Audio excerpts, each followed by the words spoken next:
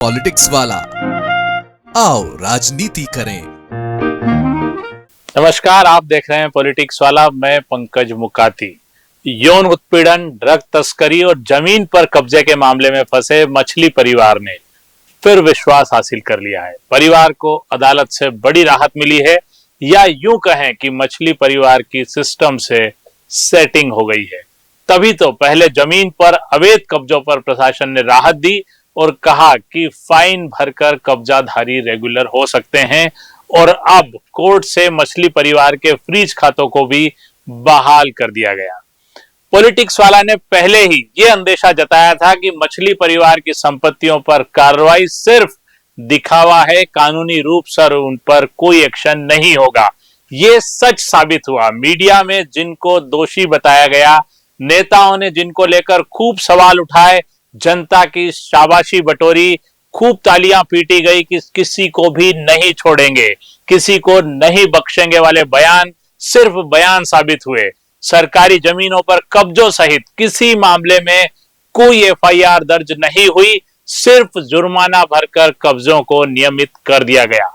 यही तो सरकार के साथ मछली परिवार का विश्वास है, जो एक बार फिर लौट आया है।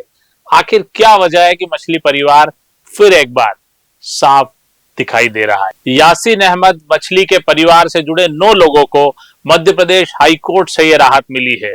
कोर्ट ने 2 दिन पहले याचिका पर सुनवाई करते हुए उनके फ्रीज किए गए बैंक खातों को डीफ्रीज करने के आदेश दिए हैं। वहीं मछली परिवार से जुड़े लोगों के घर ढहाने पर भी सरकार से जवाब मांगा गया है।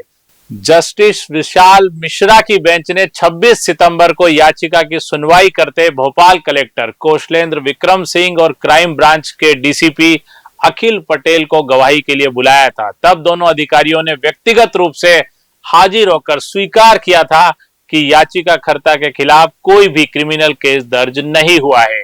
हालांकि आरोपी के खाते से पिटिशनर के अकाउंट में एक बड़ी रकम का ट्रांजैक्शन हुआ है, जिसकी जांच अभी पेंडिंग है। हाईकोर्ट ने कहा कि मामले पर भोपाल पुलिस अपनी जांच को जारी रखे, साथ ही मछली परिवार से जुड़े लोगों के घर ढहाने पर सरकार विस्तृत जवाब दे। सवाल यही है कि आखिर अदालत में सरकार जो लंबे समय से कार्रवाई कर रही है, पुलिस प्रशासन जो मछली परिवार पर लगातार एक्शन में है, नेता बयानबाजी कर रहे हैं, अदालत में जाकर क्यों तथ्य पेश नहीं हुए? क्या सिर्फ हवा में ये सारी कार्रवाई चल रही थी, या जानबूझकर या लापरवाही से या कमजोरी से प्रशासन या पुलिस तथ्य पेश नहीं कर सका, जिससे कि मछली परिवार किसी तरह का दोषी दिखाई दे? जस्टिस विशाल मिश्रा ने मंगलवार को सुनवाई के दौरान कहा कि अगर याचिकाकर्ताओं पर कोई अपराध दर्ज नहीं है तो बैंक खातों को फ्रीज नहीं रखा जा सकता। कोर्ट ने यह भी कहा कि बैंक खातों को डिफ्रीज करते हुए आरबीआई के नियमों के तहत ट्रांजैक्शन किया जाए। याचिकाकर्ता के खातों से आरबीआई लिमिट से ज्यादा का कैश विड्रॉल ना हो। मछली परिवार की साजिदा बी के साथ 9 अन्य सदस्यों ने मध्य प्रदेश हाईकोर्ट में याचिका दायर करते हुए बताया था कि सरकार ने कार्रवाई के दौरान संपत्ति को नुकसान पहुंचाया है, जिसे लेकर यह याचिका दायर की गई है। भोपाल के आनंदपुरा में रहने वाली साजिदा बी एवं अन्य 7 लोगों की ओर से हाईकोर्ट में याचिका दायर करते हुए बताया गया कि उनके नाम एफआईआर में नहीं है और न ही उनके खिलाफ कोई आपराधिक जांच चल रही है।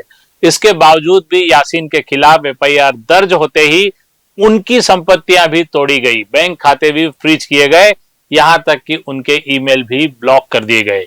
याचिकाकर्ता की ओर से यह भी बताया गया कि किसी आपराधिक मामले में अभियुक्त नहीं है, फिर भी उनके घरों को तोड़ा गया। 21 अगस्त 2025 को जब प्रशासन ने संपत्ति ध्वस्त करने को लेकर कार्रवाई की थी, तो कोई भी वैधानिक नोटिस या उचित प्रक्रिया नहीं अपनाई गई थी। याचिकाकर्ता ने कोर्ट को बताया कि अन्य सरकारी जमीन पर रह रहे हैं, लेकिन केवल उन्हें ही निशाना बनाया गया, बाकी सब पर कोई कार्रवाई नहीं की गई, इरादतन हम पर ही निशाना किया गया। कोर्ट ने स्पष्ट किया था कि बिना अभियोग के घरों को तोड़ना, बैंक खाता सीज करना और हथियार लाइसेंस निलंबित करना संवैधानिक अधिकारों का हनन है। कुल मिलाकर देखा जाए तो याचिकाकर्ता कानूनी रूप से अपनी जगह सही हैं, और कोर्ट ने भी कानून में पुलिस और प्रशासन ने जो दस्तावेज पेश किए हैं उसके हिसाब से ही फैसला सुनाया है। लेकिन सवाल फिर भी पुलिस और प्रशासन पे है कि इतने लंबे समय तक जांच, इतनी लंबी कार्रवाई, इतनी सारी प्रेस ब्रीफिंग, इतनी सारी नेतागिरी के बावजूद सरकारी जमीन पर अवैध कब्जा करने वाले मछली परिवारों पर कोई मामला दर्ज नहीं हुआ। क्या सरकारी जमीन पर अवैध कब्जा अपराध नहीं है? क्या इस पर कोई क्रिमिनल केस नहीं बनता है? लेकिन प्रशासन ने ऐसा नहीं किया, जिसका फायदा मछली परिवार के सदस्यों ने उठाया। पॉलिटिक्स वाला ने पहले इसकी आशंका जताई थी कि मछली परिवार फिर से विश्वास हासिल कर लेगा और मामला रफा दफा हो जाएगा। हो भी यही रहा है। केस दर्ज न करना, कागजों में कमी, कमजोर धाराएं इसी ओर इशारा करती है। ये पूरा सिस्टम मछली परिवार और उसके पक्ष में है क्या? क्या मछली परिवार किसी तरह से कोई गुनहगार नहीं है?